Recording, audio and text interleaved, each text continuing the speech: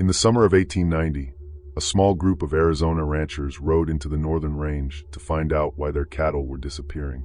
They thought it might be thieves or wolves, but the land felt empty the moment they got there.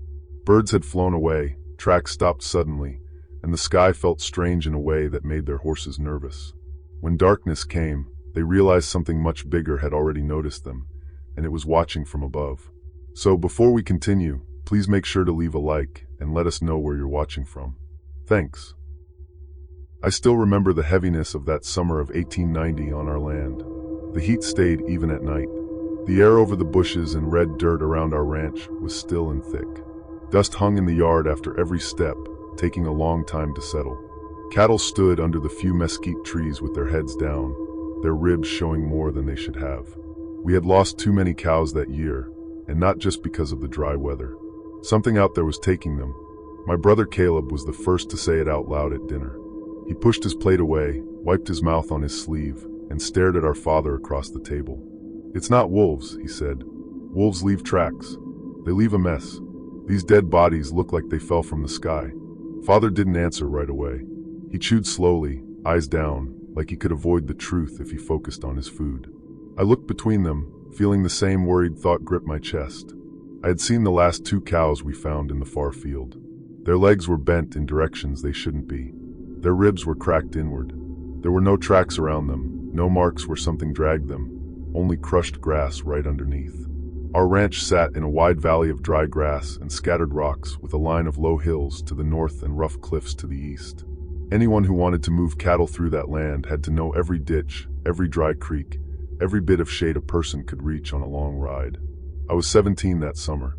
I had been riding fence and moving cattle since I could sit in a saddle. But I had never seen anything like those broken animals. Coyotes had come after, but they had only torn at what was already ruined.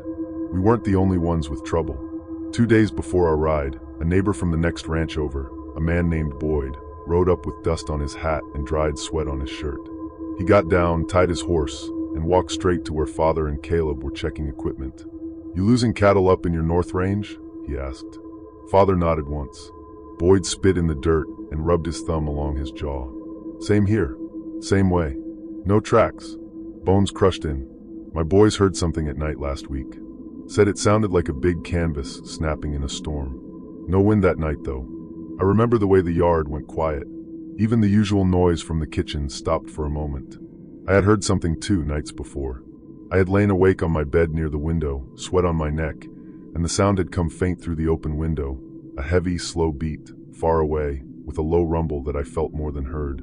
I had told myself it was distant thunder. There had been no clouds in the sky the next day. We decided that evening to ride out and watch the far range. Father couldn't afford to keep losing cattle. He chose 4 of us, himself, Caleb, me, and an older worker named Rios, who had worked our land since before I was born. When Father told him the plan, Rios looked out toward the eastern cliffs for a long breath. "That land is not right," he said. "Some things out there don't care if we understand them." Father frowned. "Do you have something useful to say, or only that?" Rios shrugged one shoulder. "I will ride. I will bring my rifle. That's all I can offer." We set out before sunrise the next day. The stars still burned overhead when we tightened our saddles and checked our water bottles. The lantern on the porch made a small circle of light on the packed dirt. Beyond it, the night looked flat and empty. Crickets chirped near the well. Our breath showed in faint, thin clouds in the cooler air. Father got on his horse first, then Rios, then Caleb and I. The sound of hooves on the hard ground echoed against the barn and disappeared into the open. The sky began to get lighter behind the eastern cliffs as we rode. Colors changed from deep blue to gray, then to a pale wash of yellow. The land opened around us, low grass brushing our boots, with occasional yucca standing alone. My horse moved with a steady rhythm under me. The leather of the saddle creaked in time with each step. I watched dust rise in small puffs from the hooves of the riders ahead. My shirt stuck to my back before the sun even came up. We headed for a set of low ridges on the north side of our land. From there, we could see down over several valleys where the cattle liked to eat grass. That was where we had found most of the dead ones. As we rode, Caleb dropped back to ride beside me. "You heard it too, didn't you?" he asked quietly. I didn't ask what he meant. "That sound 2 nights ago," I said. "Heavy, slow. I thought it was thunder." He shook his head. I went outside when I heard it. There were no clouds, stars clear across the sky. The sound came from over those hills. He pointed toward the ridges we were heading toward. It stopped after a while. It just ended like someone shut a door. I wanted to tell him he was wrong. I wanted to say it had been distant wagons or some trick of the wind. Instead, the image of those shattered dead bodies came back to me. By mid-morning, the heat had settled over us. The sun burned down without any shade. Sweat stung my eyes. The horses' sides got dark with damp patches. We found the small herd we had left in the north field bunched near a thin line of shade along a rocky ledge. They moved nervously when we came close, tails flicking, heads turning toward the sky more often than toward us. I had grown up around cattle. They usually watched the ground, looked for patches of grass, or focused on each other. That day they kept looking up. We made camp on a low hill near the center of that part of the range. From there, we had a view in every direction. Father wanted to stay through the night and into the next day. If it was thieves, we would see them. If it was a wild animal, we would hear it.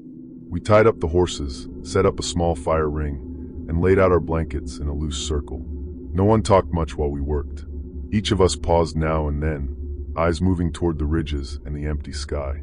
By late afternoon, clouds formed in the distance to the west. They rose in a tall stack, dark at the bottom, with bright edges in the sunlight. There had been no sign of them an hour before. The air changed, carrying a faint smell that made the hairs on my arms stand up. "The storm is coming fast," Father said. He watched the clouds with narrowed eyes. "We didn't see a front this morning." Rios knelt by the fire and fed in a few more branches. "Sometimes storms rise from nowhere in this land," he said. "The old stories say they ride on something's back." The way he said it sent a small chill along my back despite the heat. I looked at him, then at the sky. The clouds climbed higher, but the air around us stayed almost still. No strong wind picked up. No distant thunder rolled. It felt wrong, like half of what should be there was missing. Toward evening, we got on our horses again and rode a slow circle around the herd. The cattle moved uneasily, bunching together more tightly than usual. A few young calves cried and pressed close to their mothers. The sun dropped behind the western clouds, turning the light flat and dim. Long shadows stretched from the few bushes and rocks.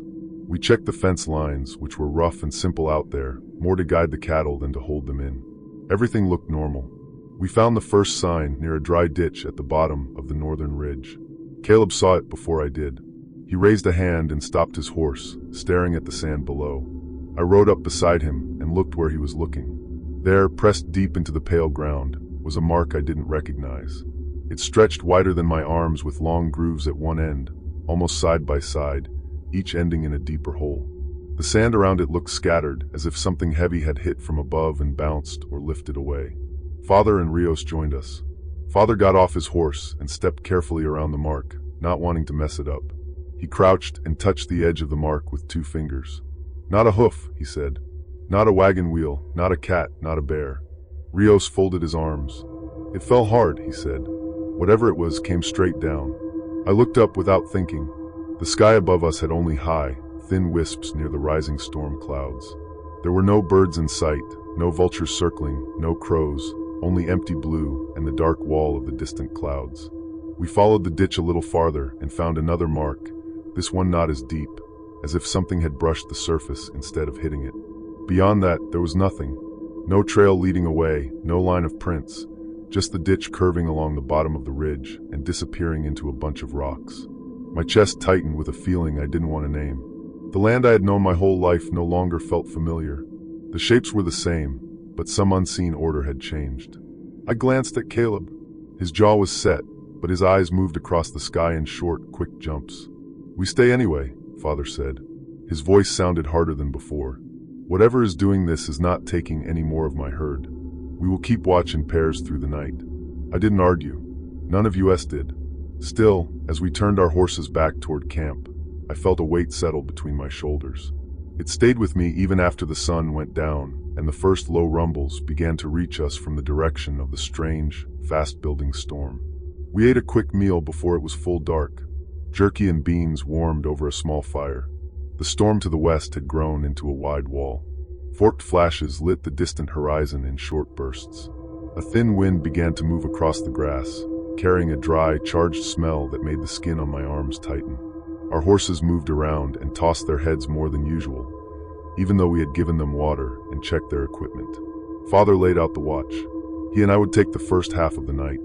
Then Caleb and Rios would take over.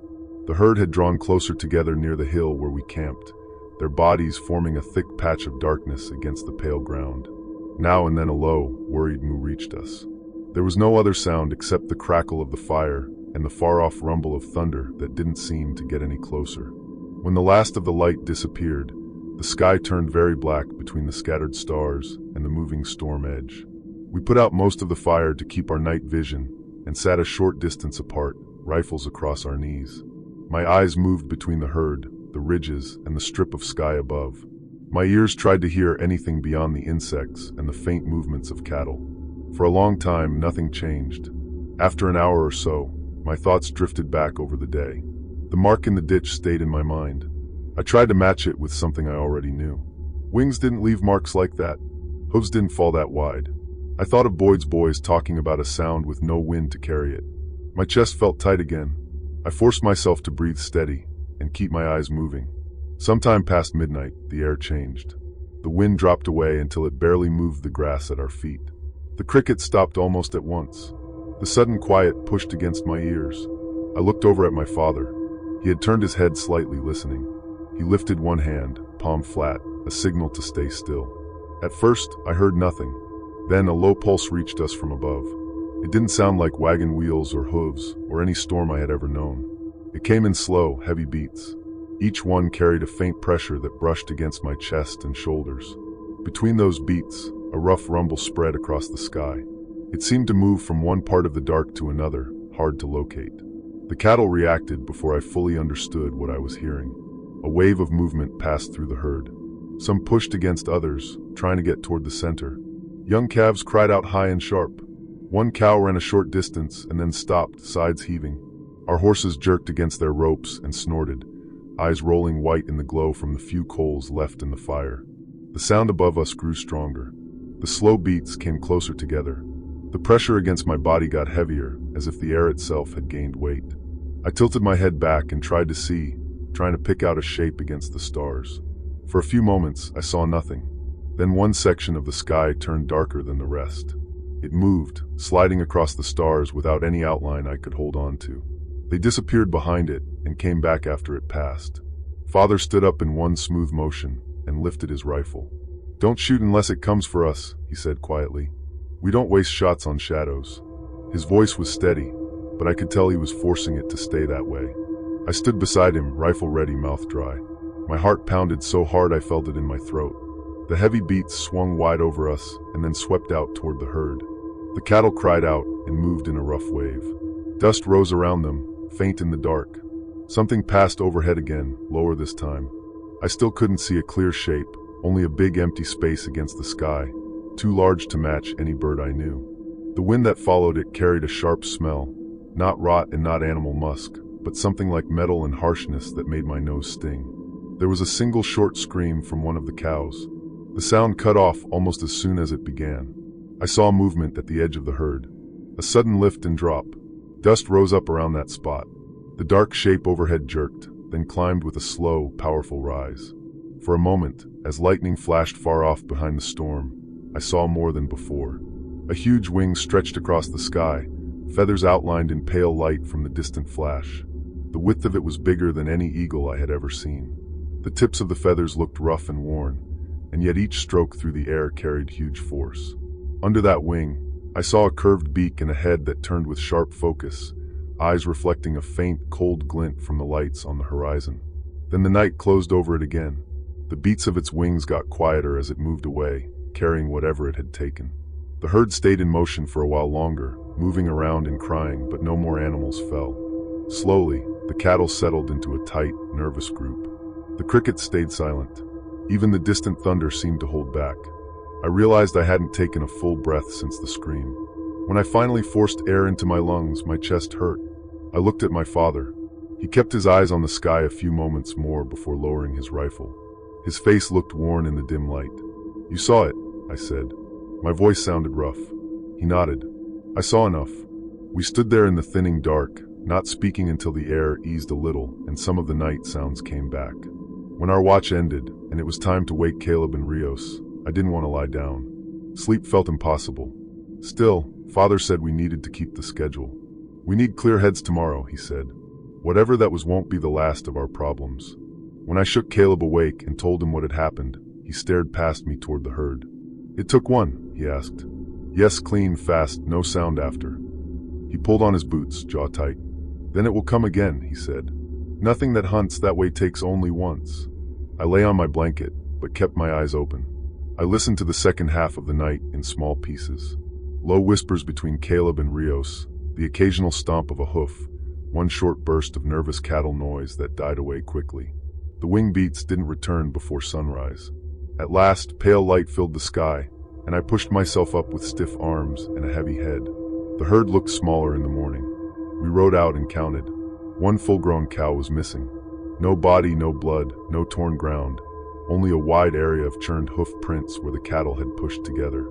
I felt an emptiness open in my chest. Seeing the missing space in daylight pressed the truth deeper than the brief vision in the dark had done. Father gathered us near the hill. His eyes were red from lack of sleep. "We have a choice," he said. "We can drive the herd back toward the home fields and hope it will be enough to keep them safe, or we can stay out here and try to stop whatever this is." Rios looked toward the ridges. "If we move the cattle, it will follow," he said. "It has found easy prey. It won't be forgotten." Caleb turned to Father. "We can't just wait for it to pick them off," he said. "We may only get one chance to face it on the ground we choose." I listened to them and felt a decision start to form under my fear. The thing in the sky was real. It had a body and weight. It left marks in the sand and gaps in our herd. If it existed in our world, it could bleed in our world. I held on to that thought as we argued over our next move. The smell of crushed grass and the memory of those heavy wing beats pressing in on us from every side. Father decided we wouldn't go home yet. If we did, the creature could attack closer to the ranch house where there were more cattle, more horses, and less open ground. Out here, we had room to see it coming. We had ridges to climb to get a better view. We had space to drive it off or kill it if we could. None of us said the part we all knew. If we failed, it would follow us back anyway. The sun climbed into a pale, washed-out sky. The storm to the west drifted north without ever reaching us. The air still had that charged smell, faint but stubborn. We got on our horses again and moved the herd into a wider bowl surrounded by low hills. It wasn't a real fence, but the hills gave some shape to the area. The cattle bunched up more tightly than usual, moving as if they expected the sky to drop something on them at any moment. While Father and Caleb rode ahead to check the far end of the bowl, I stayed back with Rios near the middle of the herd. I watched the animals move and lift their heads, ears twitching, their bodies pressed close enough together that the heat rising from them made the air shimmer.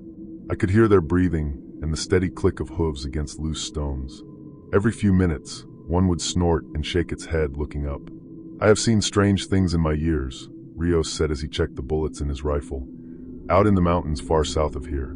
But nothing with a wingspan that large." "You've seen something like this?" I asked. He shook his head. "Not this, never this. But I know when land is uneasy. This place has been wrong for weeks. The birds left before the heat came. Tracks disappear in the dust. The storms gather without rain. You think it's tied to that thing?" "I think it is not alone," he said quietly. "Some places breed strange things. Maybe this one hatched in the cliffs. Maybe it wandered from somewhere farther away. But nothing that size comes into a valley unless something has pushed it out or brought it in." His words stayed with me as we rode forward to meet up with Father and Caleb. They sat on their horses near the far ridge, looking toward a group of rough rock towers rising from the ground like the remains of an old wall. A narrow path wound between two of them, barely wide enough for a horse. Father pointed toward the rocks. "Tracks in the dust," he said. "Not hoof prints, not boots. Something dragged across the ground there." Caleb leaned over his saddle and said, "The marks stop in the middle. Nothing leads out." I thought again of the mark we had found the day before. Something falling from the sky. Something lifting away. Something dropping out of sight into those rocks. We rode closer. The rocks towered above us in a crooked line, their surfaces rough and cracked, streaked with pale mineral lines. The shadows between them were deep even in daylight. The path in the middle sloped downward enough that I couldn't see where it ended. I felt sweat gather at the back of my neck. We got off our horses and tied them to a low rock. Father took the lead. Caleb followed. I went behind him and Rios kept watch behind us. As we moved into the narrow pass, the air cooled. The silence felt heavier. Even the cattle noise faded behind us until it was nothing but a faint hum. The ground inside the pass slanted toward a small flat area between the rock towers. In the dust there, I saw fresh marks, a wide drag mark, deep grooves where something heavy had been pulled or dropped, and a patch where the dirt had been pressed down in a shape too wide to make sense. I knelt and brushed a layer of dust aside with the back of my hand. Underneath, the dirt had hardened as if packed by huge weight. Caleb crouched beside me. He didn't speak at first. His eyes looked at the ground, then at the rocks towering above us. "It hides here," he said softly. "This is where it drops what it takes." Father stepped forward and looked at the area in silence, his jaw tight. "There's no blood," he said. "It didn't eat the cow here. Maybe it carries things farther," I said. "Or it has a nest," Rios whispered. That word pushed a cold feeling into my chest. A nest meant eggs. A nest meant more than one. I tried to push the idea away, but the marks around us suggested something large moving with purpose. Before we could look further, a deep shake passed through the rocks. It wasn't strong enough to shake the ground, but the vibration moved through the air like a pulse. I looked up at the tops of the ridges. A shadow slid across them, too fast to see properly, yet clearly huge. Father raised his rifle. "Back to the herd," he said. "Now." We climbed out of the pass and got on our horses quickly. The horses felt the urgency and moved without hesitation. When we came over the last hill and saw the bowl again, the cattle were already in motion. They pushed toward the southern side, their bodies heaving and moving. Dust rose thick around them. Above the herd, a dark shape circled. Thin sunlight caught the edges of its wings as it dipped and turned. Each slow flap sent a rolling pressure over the ground. The sound grew louder with every pass, the same heavy rhythm I had heard during the night. The creature tilted downward, then climbed again, watching the herd with a hunting patience that twisted my stomach.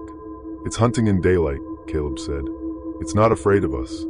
"It doesn't need to be," Rios replied. "It knows its strength." Father kicked his horse forward. "We need to break its pattern," he said. "If we scatter the herd, it may lose focus." "What if that makes it worse?" I asked. "We have no choice," he said. "It will pick them off one by one if we let it." We rode hard into the bowl. Dust churned under the horses' hooves. Cattle ran away from us, their panic rising. The creature above shifted its flight, its dark body tilting with controlled ease. I could see its head now, long and sharp-beaked, with eyes fixed on the moving crowd below. As we cut through the herd, trying to make channels and push some animals toward the hills for cover, the creature swooped lower. The wind from its wings hit us like a sudden drop in air pressure. My hat nearly flew off. My horse stumbled, then recovered. "Keep moving," Father shouted. The creature passed overhead again. I lifted my eyes for a split second. The underside of its wings stretched across the sky like a living roof of dark feathers. Under its chest, I saw the curl of talons long enough to stab through a cow's side.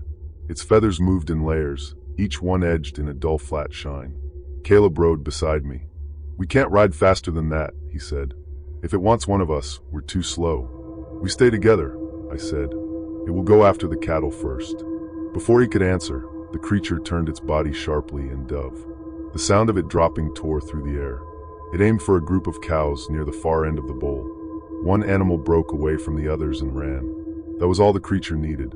It hit the cow with an impact that sent dust flying outward in a thick ring. The cow screamed once and then went silent. But it didn't lift away this time. It stayed on the ground. The sight of it standing there in the dust sent a jolt through me. Its legs were thick and powerful, ending in talons already buried in the cow's body. Its neck curved as it gripped the animal. The top of its head reached higher than any man. Its feathers lay close to its body, dark and rough, moving with each breath it took. The wings folded halfway, but even half folded, they made a wide shadow across the ground. Father pulled his horse to a stop. "This is our chance," he said, "while it's on the ground." Caleb looked at me, eyes wide, but nodded. I swallowed hard. The creature bent over the cow, tearing at the hide with that curved beak. It didn't seem to care about us. That changed when my father fired the first shot. The crack of the rifle echoed off the ridges. The bullet hit the creature's shoulder, sending a burst of dark feathers into the air. It let out a sound that shook the ground under us, a deep shaking shriek that pressed into my chest and rattled my teeth. It turned its head toward us in one sharp motion. Its eyes fixed on us. They were dark with a bright narrow ring around each eye. Cold, focused, a hunter's stare. Then it spread its wings. The wings opened so wide that for a moment the sun disappeared behind them. Dust lifted in a rolling wave as the creature braced itself. I gripped the reins hard and steadied my rifle. The air filled with the rough scrape of feathers moving into place. The creature stepped forward from the fallen cow, its talons leaving deep marks in the ground. "Spread out," Father yelled. "Make it choose." We spread out on horseback without needing more direction. The creature tracked our movement with quick jerks of its head. Its wings rose and fell in small pulses, not yet taking off, but building force. I could feel the ground shake under my horse's hooves. Father fired again. The shot hit the creature's side. It flinched, wings twitching upward. Caleb and I fired next. One bullet scraped its wing, the other buried into its side. More feathers scattered, but it didn't stumble. Instead, it lifted its head higher, its beak opening with a short, sharp cry. That sound stabbed more than the one before. It stung the inside of my ears and pushed a pressure down my throat. Rios kicked his horse forward, bringing him closer than the rest of us dared. He rode between two groups of cattle, using the dust they kicked up as a partial screen. He lifted his rifle and aimed for the creature's eye. The creature moved before he fired. It lunged, wings slamming downward in a single violent motion. The rush of air hit Rios's horse sideways. The horse reared and twisted, nearly throwing him. Rios held on with one hand, gripping the reins and leaning low. His rifle went off. The shot fired wide. The creature closed the distance between them in a few steps. Its talons smashed into the ground where Rios had been in a heartbeat earlier. Dirt sprayed upward in a hard arc. Rios jerked his horse aside just in time, but the creature's beak snapped shut inches from his leg. The horse screamed and ran, carrying Rios away from the creature's reach. Father and Caleb fired again. I joined them, forcing myself to breathe slow and steady. One bullet punched into the creature's wing bone. It shuddered and hissed, feathers standing up. It turned its full body toward us. Its wings rose, reached their fullest span, and then slammed down again with a force that shook the bowl. It took to the air. A sheet of dust rose under it. The cattle scattered in all directions. The horses danced sideways, hooves scraping rock. I ducked low in the saddle as the creature climbed up, its wings pumping with heavy, careful strokes. It gained height, circling above us, shadows sliding across the ground. Caleb reloaded fast, hands moving on instinct. "It's watching for an opening," he said. Father kept his rifle pointed up. "We hold positions. Don't run. If we scatter, it will single one of us out." The creature banked to the right, its wings bent slightly, catching the rising heat. It circled once, twice, then tipped its body downward. The angle got sharper with each second. I realized where it was aiming before anyone said a word. It was coming for me. My breath stopped. I turned my horse, kicked hard, and leaned low along its neck. The creature dropped with a speed I could hardly track. The sound of its wings beat against my back. Dust swirled around me in thick clouds. I heard the creature's cry, deep and strong, closing the distance. A shot rang out, Caleb's rifle. The creature swerved mid-dive, moving slightly off its path. Its talons raked the air where I had been an instant before. My horse stumbled, but got its footing back. I didn't look back. I kept riding until my father's voice cut through the chaos. "Turn. Don't let it chase you alone." I forced myself to pull the horse around.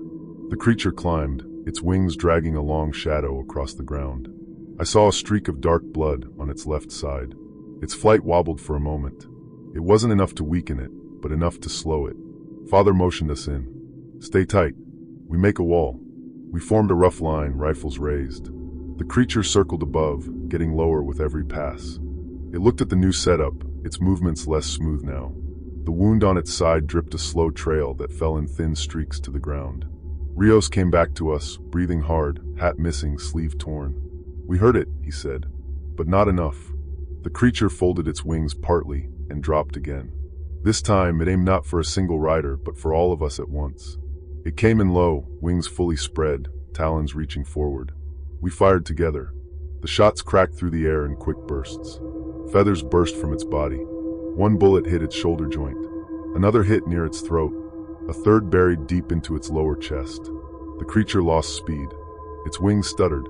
Instead of sweeping over us, it crashed into the ground with a force that sent dust flying high into the air.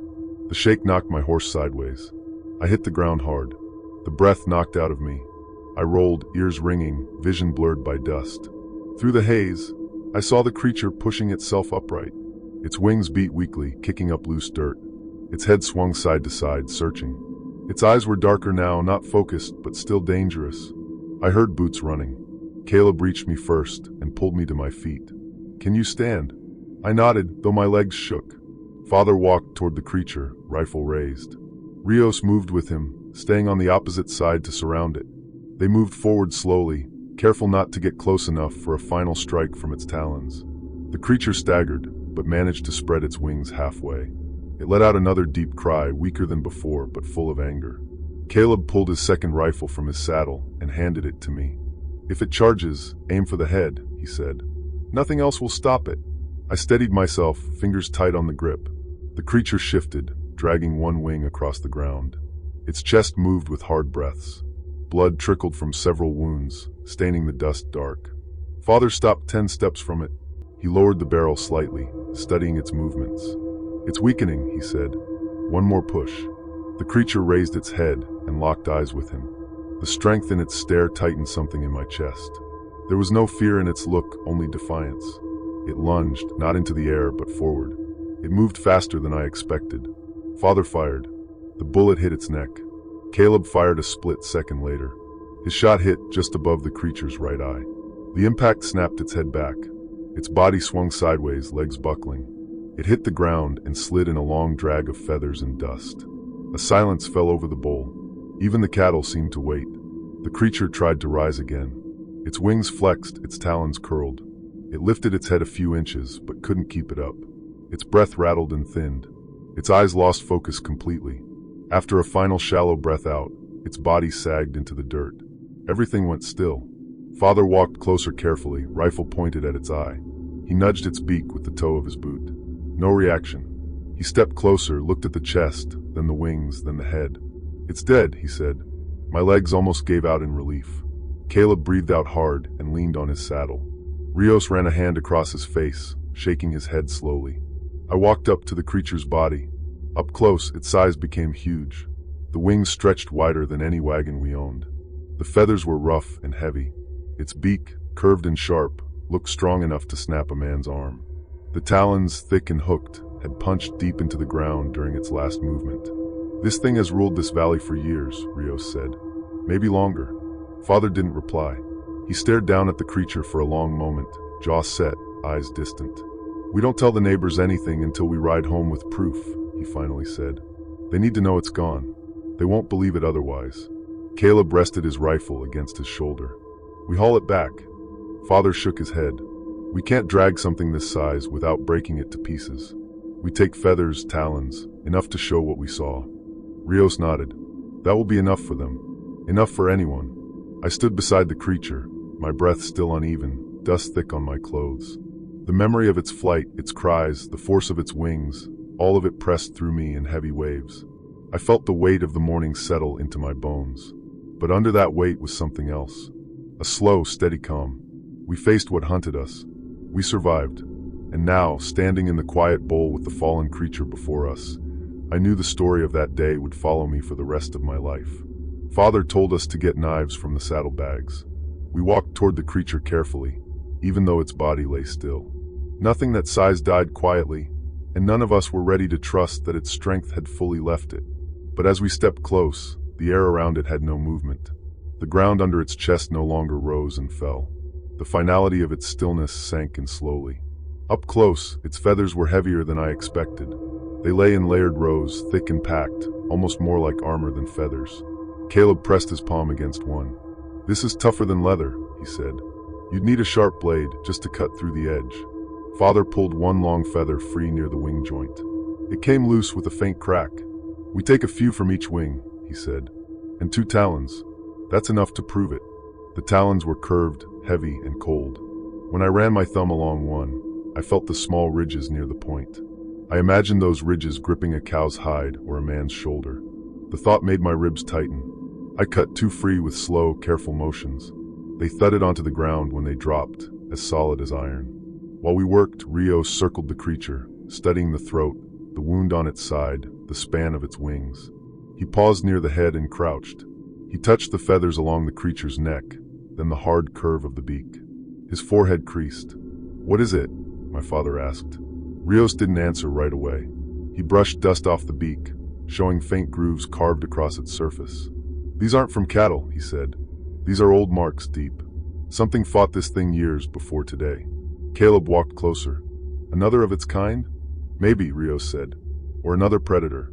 Whatever was left of these marks wasn't small. The idea of more creatures like it, or something stronger, hung in the air. I tried not to let it settle. We had enough fear to wrestle without imagining new ones. Once we gathered what we needed, Father stepped back. "We leave the rest. Nature will take it. Nothing will challenge it now that it's dead." Caleb looked toward the ridge line. "What if it wasn't alone?" Father answered without waiting. "If there were more, they wouldn't have let us take this one. Predators protect their territory. This one was hunting alone and guarding its kills alone. It wasn't reassurance, not entirely, but it was enough to make us move." We got on our horses. My horse shook at first, ears pinned back, but once I settled in the saddle and whispered to it, the animal calmed enough to move. The cattle had grouped back together far across the bowl. Their bodies formed a tight bunch, their calls low and worried. We guided them home with slow movements, using our presence more than our voices. None of us wanted to shout or make noise that carried across the land. The ride back was long and quiet. The sun climbed higher, dragging heat across our backs. Dust rose from the cattle's hooves in soft waves. The edges of the bowl and the ridges behind us took on a strange stillness, like the land had been holding its breath all morning. Caleb rode at my side for a while. His shirt was torn, and there was dried blood along his sleeve.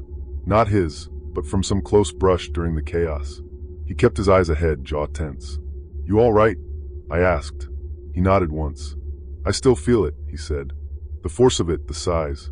I didn't think anything on land could be that strong." "I didn't either." He glanced at me. "When it went for you, I thought it had you." "I did too," I admitted. His eyes narrowed a little, not in anger, but in thought. "We won't forget this," he said. "No matter what the neighbors say, no matter if no one believes us. They'll believe when they see what we brought." "That's not what I mean," he said. "We saw how small we are out here. I don't think I'll walk the range the same way again." I didn't answer. There wasn't anything to add. By the time we reached the lower fields, the heat pressed so heavily that the air shimmered. The cattle moved slower, tongues out, sides heaving. We guided them toward shade and water, making sure none collapsed. Even the ranch buildings in the distance looked different. Closer, safer, yet somehow smaller against what we had faced. Boyd was waiting at the fence line. He must have seen us from the ridge near his land. He walked toward us with long, quick steps, dust rising around his boots, his face tight with worry. "You drove them back early," he said. "I thought you were staying out there 2 nights." Father got down from his horse. He untied the bundle from his saddle. 2 long feathers and 2 talons wrapped in cloth. He unrolled the cloth at Boyd's feet. Boyd bent over them. His hand hovered, then touched one of the talons. His fingers shook. He didn't look up for several seconds. When he did, his face had lost color. "Where did you get these?" he whispered. Father's voice stayed level. "Out on the North Range." "You killed it?" Father nodded. Boyd stared at the feather again. "My boys heard it last week. I told them it was thunder. God help me." He stepped back as if the objects on the ground gave off heat. "Others need to see this," he said. "They won't believe it without proof." "We'll show them," Father said. "But one thing at a time. We need to see to the herd." We brought the cattle into the fields while Boyd rode off to gather the nearest families. The ranch workers came out from the barn, drawn by the noise. They watched us unload the gear, their eyes tracking the wrapped bundle like it held something alive. Mother stepped onto the porch, wiping her hands on her apron. The moment she saw our faces, her look changed. "What happened?" she asked. Father didn't answer right away. He placed the bundle gently on the porch rail, unwrapped it, and showed her the feathers and talons. Her breath caught in her throat. She reached out, touched the edge of one feather, then pulled her hand back as if the thing might still move. "Was it near the house?" she asked, voice tight. "No," Father said, "but it could have come this way sooner or later." She looked at me, then Caleb, then Father again, relief mixed with fear in her eyes. "You're all right." "We're here," Father said.